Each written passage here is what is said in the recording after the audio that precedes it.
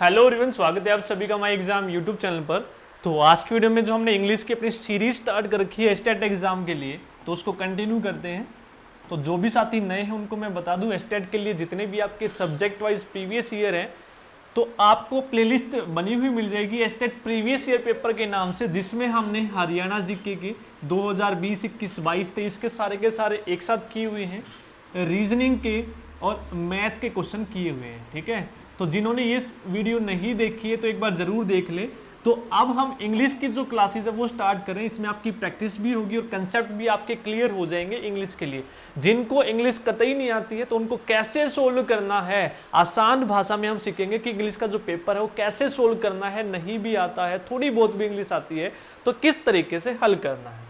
तो स्टार्ट करते हैं। यदि वीडियो अच्छी लगी तो लाइक जरूर कर देना और कमेंट करके भी जरूर बताना है आप लोगों को। ये 2020 का पेपर है अपना, ठीक है, टीजीटी का।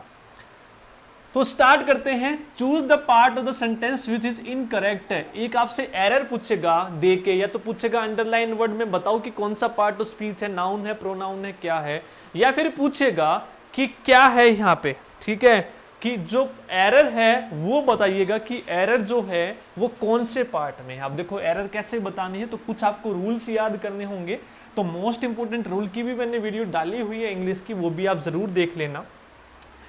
हिज न्यू फिल्म, यानी कि जो उसकी न्यू फिल्म आई है ये, ठीक है, हिज न्यू फिल्म, उसकी नई फिल्म, हिज मतलब उसकी नई फिल्म, इज रियली वर्थ, इस मतलब है भाई, रियली मतलब वास्तव में, वर्थ यानी कि लायक है। क्या है भाई लायक? टू बी सीन, यानी कि देखने लायक है। उसकी जो नई फिल्म है वो देखने लायक है। यदि आपको वर्थ का रूल पता है तो आप इसको टिक कर देंगे देखते ही कि वर्थ के साथ वर्ब की फर्स्ट फॉर्म और आईएनजी आती है, जेरेंड यूज होता है फर्स्ट फॉर्म के साथ आईएनजी। बस इतना याद रखो, वर्थ के साथ आईएनजी फर्स्ट फॉर्म यूज होता है। तो इसमें आपको टू बी सीन को काट के जो सी है उस सी में आईएनजी लगाना है। सी में क्या लगाना है? आईएनजी यूज करना है। तो आप क्या बोलेंगे? सीइंग। क्या बोलेंगे? सीइंग। समझ में आ गया? जैसे this channel is worth watching, ये चैनल देखने लायक है। ठीक है, this book is worth reading, ये किताब पढ़ने लायक है। तो जो भी चीज पढ़ने लायक है उस सेंस में हम वर्थ का यूज करते हैं फर्स्ट फॉर्म आईएनजी के साथ। क्लियर है? तो याद रखना कि वर्थ के साथ क्या यूज होगी? फर्स्ट फॉर्म आईएनजी यूज हो जाएगी। अगला, एप्रोप्रिएट मॉडल का यूज करना है। यहाँ पे कौन सा मॉडल है जो यूज होगा? तो मॉडल कौन सा यूज होगा? देखो यहाँ पर दिया हुआ है ब्रैकेट में कि पॉसिबिलिटी बतानी है। तो पॉसिबिलिटी के लिए हम यूज करते हैं माइट का भी, मे का भी, ठीक है, माइट का भी और कुड का भी। ठीक है, संभावना, पॉसिबिलिटी मतलब संभावना। एक जैसे मैं कहूं इट मे रेन टुडे, तो ये भाई संभावना है कि आज बारिश हो सकती है, पक्का नहीं है। एक मैं कहूं इट माइट रेन टुडे, संभावना और कम हो गई। और मैं कहूं इट कैन रेन टुडे, हो सकती है भाई संभावना थोड़ी सी बढ़ गई। तो पॉसिबिलिटी के लिए हम यूज करते हैं इनमें से मे का यूज करते हैं। तो when may we expect you, कि हम आपको कब एक्सपेक्ट कर सकते हैं, आशा कर सकते हैं आपकी। ठीक है, तो विल भाई हम फ्यूचर के लिए यूज करते हैं। विल कहाँ पे यूज करते हैं? फ्यूचर में कोई काम दिखाने के लिए विल सेल का यूज करते हैं। ठीक है, मॉडल्स में भी यूज करते हैं।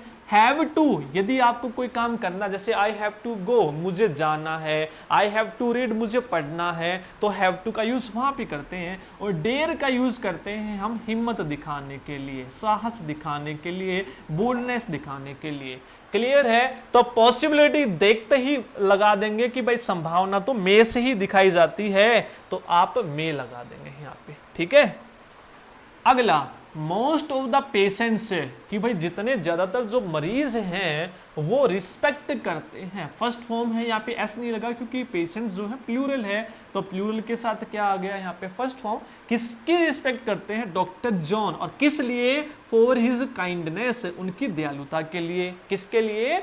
फॉर का मतलब के लिए, उनकी दयालुता के लिए रिस्पेक्ट करते हैं। तो यहाँ पर पूछा गया भी रिस्पेक्ट का मतलब बताओ कि क्या है इनमें से। क्या वो पे बैक करेंगे? ना भाई, रिस्पेक्ट का मतलब होता है आदर करना, सम्मान करना। तो सम्मान करने का मतलब होता है लुक अप टू। ठीक है, तो ये याद करनी है वोकैब, सम्मान करना, किसी का रिस्पेक्ट करना, वो क्या होता है, लुक अप टू। ठीक है, क्या होता है, लुक अप टू, इसका मतलब हो जाएगा। क्लियर है? तो यहां पर कुल मिला के वोकैब का क्वेश्चन ये पूछा गया है, ये याद करना है। अगला है करेक्ट मीनिंग बताना है अंडरलाइंड वर्ड का।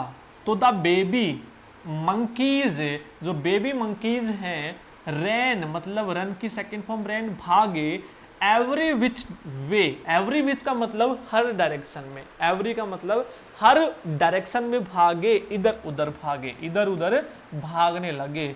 तो यहाँ पे रैन अप का नहीं आएगा, मतलब स्ट्रेट थोड़ी ना भागेंगे जो बेबीज मंकी हैं, डाउन भी नहीं भागेंगे, हम ये थोड़ी ना कह रहे हैं कि नीचे भागे। तो कह रहा है कि सेंस इसकी है इन डिफरेंट डायरेक्शन में, एवरी विच वे का मतलब हर डायरेक्शन में। ठीक है, तो जो बेबी मंकी है वो हर डायरेक्शन में भागे। ठीक है, कहां पे भागे, हर डायरेक्शन में, हो जाएगा। आगे देखते हैं। नेक्स्ट है यहाँ पे choose the correct tense fill करना है, टेंस की यहाँ पे फॉर्म बतानी है क्या आएगी।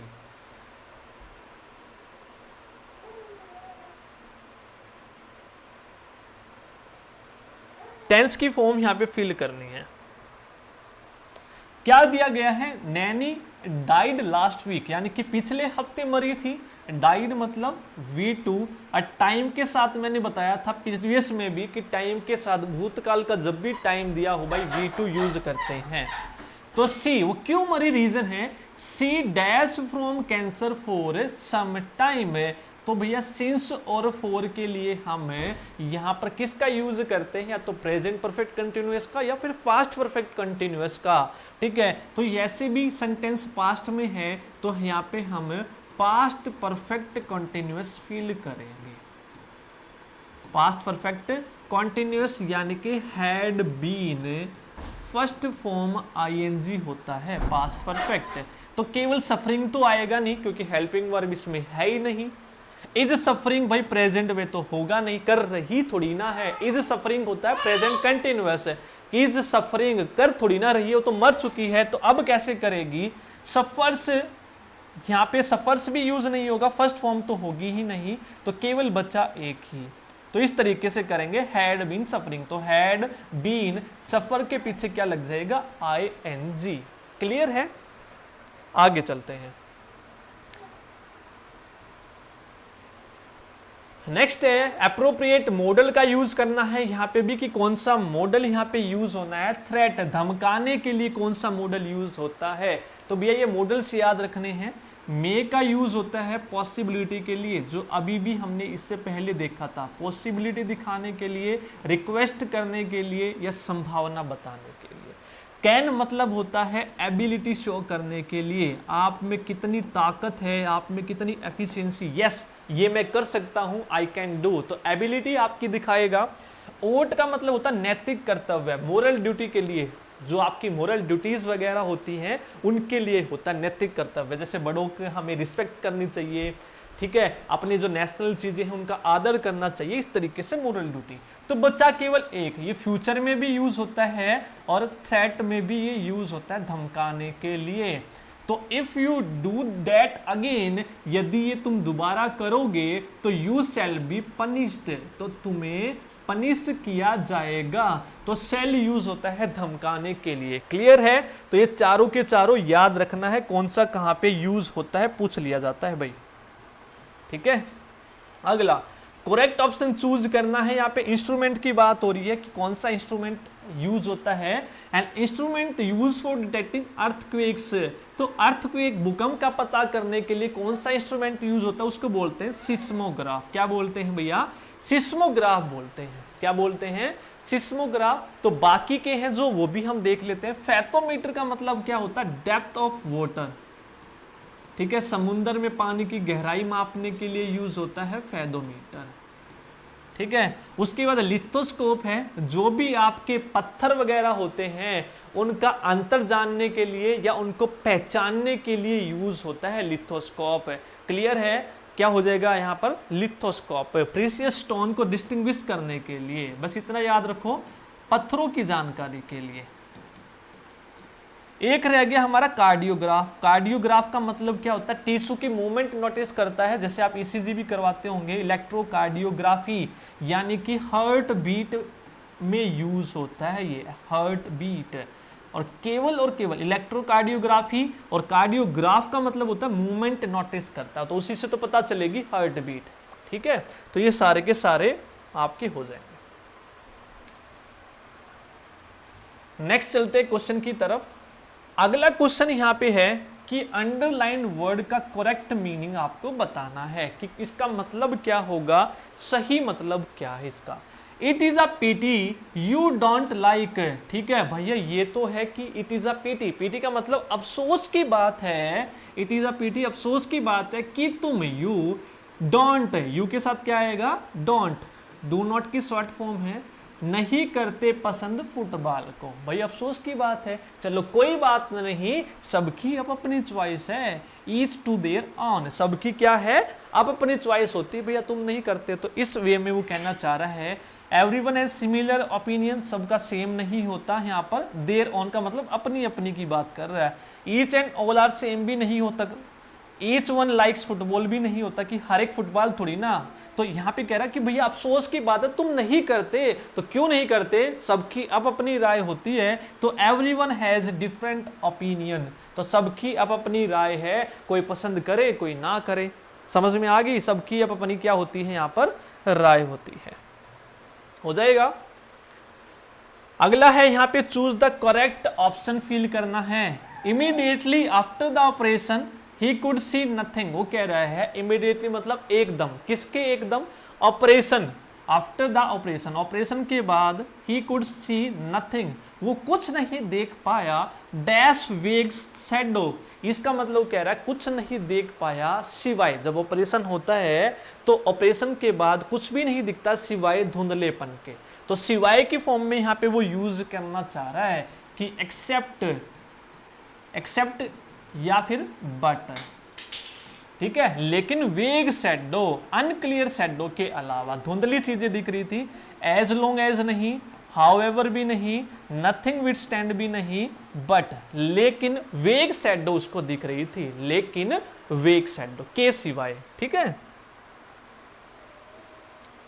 अगला select the correct option. Phrasal verb यहाँ पे हमें सेलेक्ट करनी कि कोप विद का क्या मतलब होता है। अंडरलाइन जो कर रखा है, I do not know how we are going to cope with the cold during the winter. वो कह रहा है कि मैं नहीं जानता, I don't know, first form है आई डोंट नो, मैं नहीं जानता, क्या नहीं जानता? कि how we are going to cope, कि हम कैसे करेंगे। पिछले में किया था मैंने गोइंग टू वाला, फ्यूचर में यूज कर सकते हैं गोइंग टू। ठीक है, बी गोइंग टू, ये हम फ्यूचर दिखाने के लिए कि हाउ वी विल भी यूज हो सकता है। How we will, going to की जगह हम क्या यूज भी कर सकते हैं? How we will cope with the cold, कि हम ठंड के साथ कैसे टॉलरेट करेंगे या कैसे सामना करेंगे। तो मेकअप फॉर भी नहीं होगा कि बनाना, नहीं भाई। पुट डाउन भी नहीं होगा, सेटअप भी नहीं करते हम, कोई चीज सेटअप थोड़ी ना करेंगे। तो पुट अप विद होता है, टॉलरेट का मतलब होता है, कॉप विद का मतलब कि पुट अप विद, कि उसका सामना, उसको सहन कैसे करेंगे, किसी चीज को सहना, टॉलरेट करना, कॉप विद सामना करना। ठीक है, तो यहां पे हो जाएगा put up with. Preposition fill करनी है यहाँ पे, फिल इन द ब्लैंक्स में। दे वॉक्ड, वॉक्ड मतलब कि, दे मतलब वे, वॉक की second form walked, dash the footpath, footpath के साथ साथ चले या उसके ऊपर चले, ऐसा कहना चाह रहा है। जब तक, अंटिल का मतलब जब तक, दे केम, ठीक है, यहाँ पे पास था तो यहाँ भी कम की सेकंड फॉर्म कि टू अ ब्रिज, जब तक वो ब्रिज पर नहीं आ गए, जब तक वो फुटपाथ के साथ साथ चलते रहे। तो साथ साथ का मतलब होता है अलोंग, इनटू का मतलब होता है अंदर। ठीक है, मोशन करके कोई चीज एकदम से अंदर जाना, उसका यूज होता है इनटू। ठीक है, और इनटू हम यूज करते हैं जम्प्ड के साथ, ही जम्प्ड इनटू वेल। ठीक है, इस तरीके से। सिंस हम यूज करते हैं टाइम के साथ, सिंस और फोर का प्रेजेंट परफेक्ट कंटिन्यूअस या पास्ट परफेक्ट, इनका मतलब होता है में, अंदर। ठीक है, इनका मतलब होता है अंदर की तरफ। जैसे कि बोले we are sitting in the classroom, we are sitting in the classroom, बैठे हुए हैं, ठीक है। इन का मतलब होता है मेक सेंस। तो अलोंग मतलब होता है साथ साथ चलते रहे जब तक वो कहां नहीं पहुंच गए, फुटपाथ पर नहीं पहुंच गए। क्लियर है? आगे चलते हैं। तो प्रीवियस जरूर देख लेना भाई, जिसने नहीं देखे हैं तो टॉपिक वाइज, ठीक है। अगला है हमारा करेक्ट टेंस फॉर्म फिल करने। टेंस वेरी वेरी इंपॉर्टेंट है, टेंस, ठीक है। तो my car dash for the third time since I got it. Break down, break down का मतलब होता है खराब होना, कि जो मेरी गाड़ी है ये तीसरी बार ऐसा हुआ कि खराब हो गई जब से मैंने ली है। तो भैया सिंस की फॉर्म यूज कर लेना। तो जब भी हम सिंस यूज करते हैं, सिंस का यूज होता है, इससे पहले has have third form use होती है, और सिंस के बाद वाले सेंटेंस में सेकंड फॉर्म यूज होती है। तो सिंस आई गॉट इट, ये कौन सी फॉर्म है? सेकंड फॉर्म है। जब से मैंने इसको लिया है, आई गॉट इट, तो सिंस से पहले क्या आएगा? आएगा हैज। तो माई कार एक है, हैज। ब्रेक डाउन की हो जाएगी broken down. My car has broken down, तो ये हो जाएगा हमारा has broken down. Break down first form तो वैसे भी नहीं होगी, अगर एलिमिनेशन से करते, कैसे करते, अगर करना भी होता तुक्का, सेकेंड फॉर्म है भाई ये पीछे, तो break down second form as it is नहीं आएगी। वाज ब्रोक डाउन भी नहीं, वाज के साथ सेकेंड फॉर्म तो होती नहीं है, तो वाज के साथ या तो फर्स्ट फॉर्म आईएनजी मिलेगी या फिर पैसिव में थर्ड फॉर्म मिलेगी। हैज ब्रोकन, और ब्रोकन के पीछे डाउन गायब कर दिया यहाँ पे, तो ये भी नहीं होगा, तो बचा एक ही, हैज ब्रोकन डाउन। तो सिंस से पहले हम हैज हैव थर्ड फॉर्म और बाद वाला सेकेंड फॉर्म में यूज करते हैं, ये याद रखना। इनकरेक्ट बताना है क्या है यहाँ पे। James is busy to prepare tonight's dinner. जो जेम्स है भाई वो बिजी है आज का खाना बनाने में, रात का। तो जेम्स इज बिजी, ठीक है। किस में बिजी है? तो किसी काम में बिजी होना होता है busy in first form ING, ठीक है। तो James is busy in preparing, ठीक है। फर्स्ट फॉर्म आईएनजी आ जाएगी इन प्रिपेयरिंग टुनाइट से, ठीक है। टाइम के साथ एपोस्ट्रोफी एस का यूज करते हैं, आज का खाना, ठीक है। एपोस्ट्रोफी एस, डिनर, कब का डिनर? टुनाइट्स डिनर, आज का, आज रात का खाना बनाने में वो बिजी है, बिजी इन प्रिपेयरिंग। एक होता है बिजी विद, व्यस्त होना किसी के साथ, एक होता है बिजी विद, ठीक है। बिजी विद का मतलब होता है व्यस्त होना, तो ये दोनों याद रखना। कोई काम करने में व्यस्त होना तो बिजी इन प्रिपेयरिंग, ठीक है। करेक्ट ऑप्शन फिल करना है इनमें से। तो द रूम वॉज एम्प्टी, जो रूम था वो खाली था, रूम वॉज एम्प्टी, वॉज का मतलब था, क्या था? For a chair in the corner, वो कह रहा कि एक चेयर थी कॉर्नर में, बाकी सारा रूम खाली था सिर्फ एक चेयर के अलावा। एंड ये थोड़ी ना बोलेगा कि और एक चेयर थी कॉर्नर में।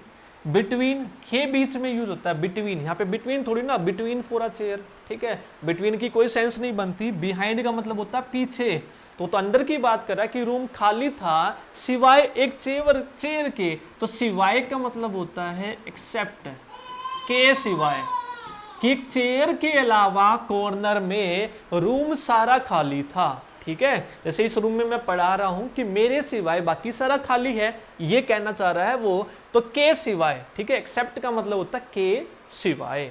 जैसे इससे पहले हमने एक और किया था बट वाला, ठीक है। एप्रोप्रिएट प्रेपोजिशन फिल करनी है। The programme was broadcasted, was के पीछे थर्ड फॉर्म क्योंकि पैसिव है, किया गया है किसी के द्वारा, ठीक है। द प्रोग्राम जो है ब्रॉडकास्ट किया गया, भाई प्रोग्राम की स्पेलिंग याद कर लेना, एग्जाम में पूछी जाती है, PROGRAMME, वेरी वेरी इंपॉर्टेंट है स्पेलिंग, जैसे वैक्यूम की थी हमने, ठीक है। तो programme was broadcasted in the world, कि देश में ब्रॉडकास्ट किया गया, वो ये नहीं कह रहा कि देश में, तो पूरे देश में ब्रॉडकास्ट फैलाना होता है, प्रसारण करना का मतलब होता है broadcast across, broadcast across. Hindi से मत जाना, इसमें सारी चीजें हिंदी से ठीक नहीं होती, कि ब्रॉडकास्ट इन, किसी के अंदर ब्रॉडकास्ट नहीं किया गया, वो कह रहा है कि देश में प्रसारण किया गया। तो किसी चीज को फैलाने के सेंस में हम यूज करते हैं अक्रॉस, या फिर एक तरफ से दूसरी तरफ जाने को अक्रॉस बोलते हैं, या दोनों तरफ को अक्रॉस बोलते हैं। ठीक है, तो ऑफ का मतलब होता है अलगाव करना, किसी चीज को अलग करना। Keep dogs away, keeps dogs of, या फिर ऐसे बोलते हो keep the dogs of the children, कि बच्चों से दूर रखो। ऑफ का मतलब होता है अलगाव करना, अलग करना। ऑन टू का मतलब होता है जंप करके किसी चीज के ऊपर जाना।